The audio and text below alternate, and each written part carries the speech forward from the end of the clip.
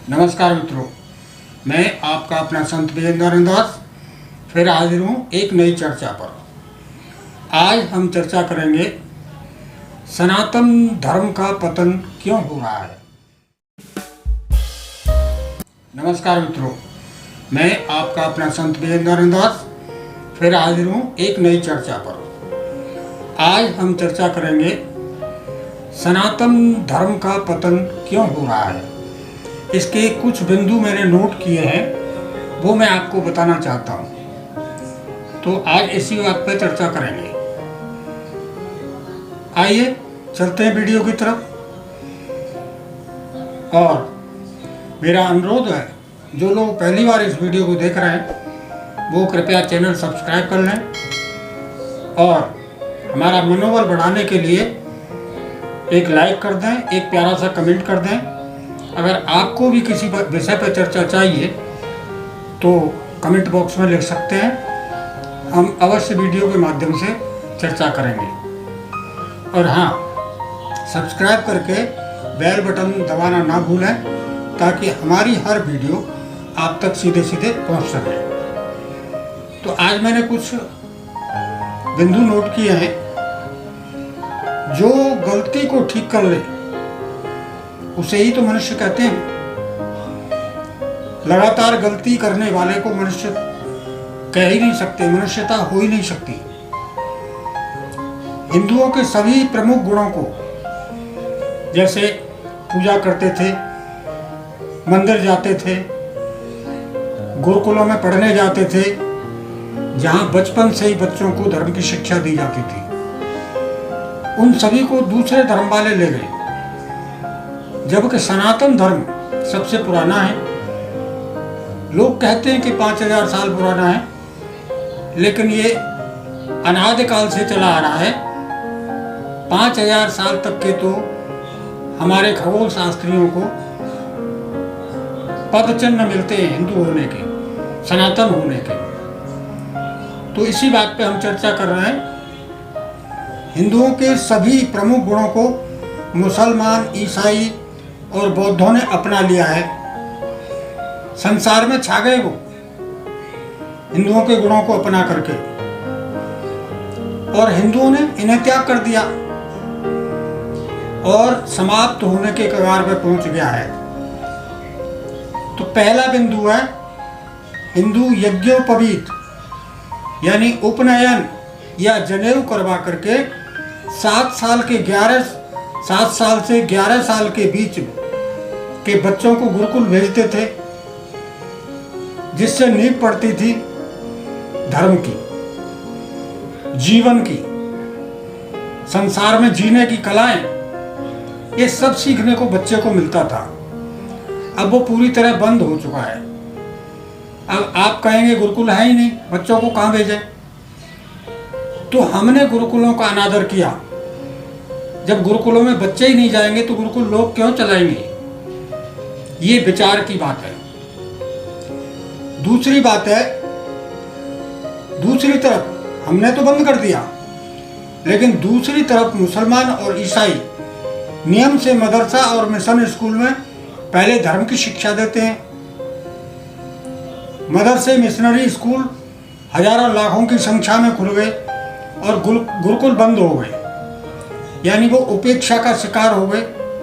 सरकारों ने भी उनकी उपेक्षा की और सबसे ज़्यादा हमने उपेक्षा की, क्योंकि सरकार हमसे बनती है, सरकार से हम नहीं बनते, इसलिए वो बंद हो गए। हिंदुओं के बच्चे भी बड़े शौक से महंगी महंगी फीस दे करके आजकल मिशनरी स्कूलों में जा रहे हैं, मदरसों में जा रहे हैं, बड़े शौक से जा रहे हैं और हिंदू भेज रहा है। और हमारे बच्चों की संख्या वहाँ बढ़ने के कारण उन बच्चों में सेकुलरता कूट कूट के भरी जा रही है कि आप हमारे भाई हो, जबकि ऐसा कुछ है नहीं, धरातल पर नजर नहीं आता। दूसरी बात है, प्रत्येक सनातन धर्मावलंबी के लिए अनिवार्य जो गायत्री महामंत्र था, जो त्रिकाल संध्या थी सुबह दोपहर शाम की, जो जप था, वो सब समाप्त हो गया। हमारे बच्चे करना ही नहीं चाहते, आखिर हम उनको सेकुलर बना रहे हैं।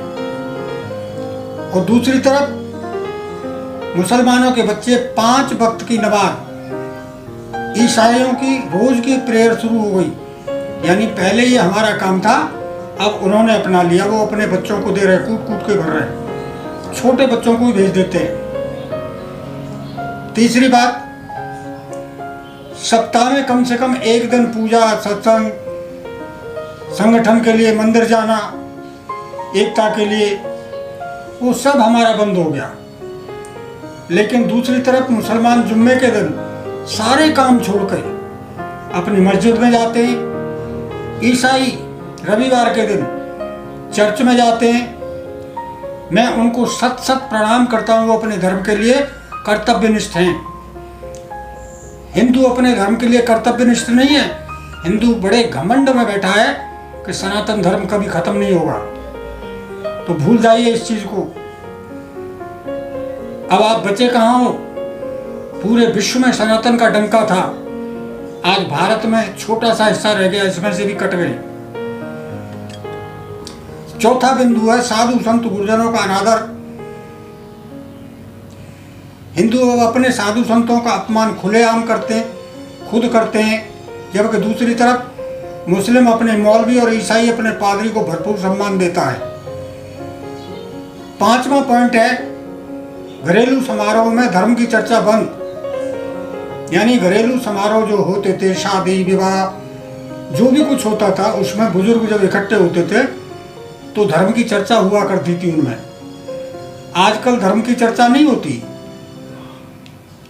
धर्म विरुद्ध बातें होती हैं।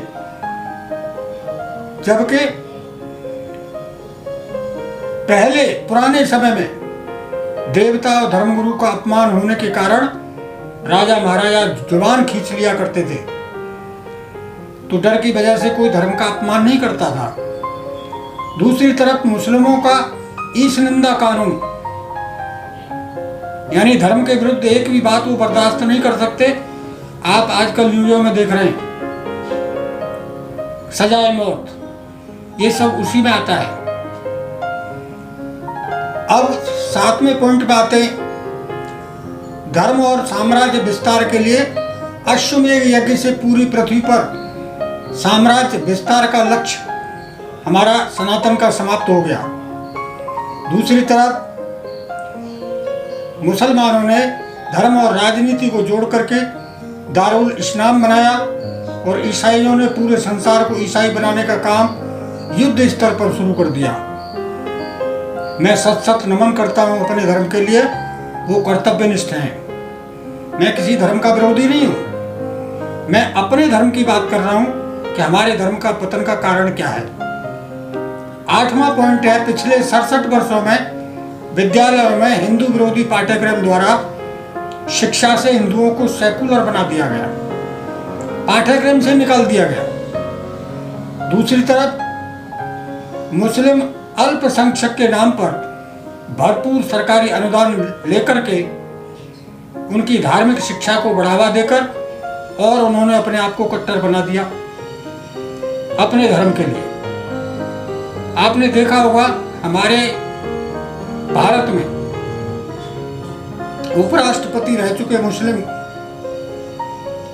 पद से नीचे उतर के वो राष्ट्र के लिए क्या बात करते हैं, इसे मुझे बताने की जरूरत नहीं है। इसलिए संसार में हिंदुओं का एक भी देश नहीं बचा। दूसरी तरफ मुसलमानों के 57 देश हो गए और ईसाइयों के विश्व भर में 150 से अधिक देश हैं। बात करते हैं कि सनातन खत्म नहीं होगा, कैसे नहीं होगा, हो चुका। इसलिए हिंदू एकता के लिए एक ही रास्ता बचा है, जड़ों की ओर लौटे, क्योंकि जड़ें अगर पेड़ की सूख जाती हैं तो पूरा पेड़ सूख जाता है।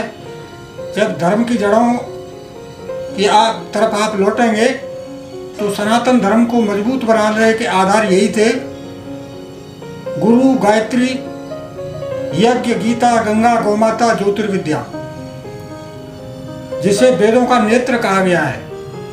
इन्हें अपनाने से भाग्य की उन्नति होती है और दुर्भाग्य का शमन होता है। आज 99% हिंदू ये सब नहीं करते, इसलिए पतन के गर्त में पहुंच चुके हैं।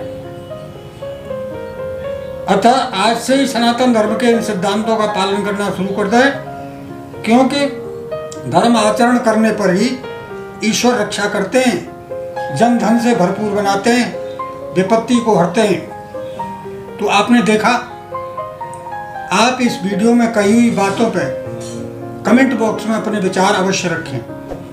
ना तो मैं किसी धर्म का विरोधी हूँ, मैं एक मानवतावादी हूँ, लेकिन मेरा धर्म सबसे पहले है। मेरे लिए सनातन धर्म सबसे पहले है।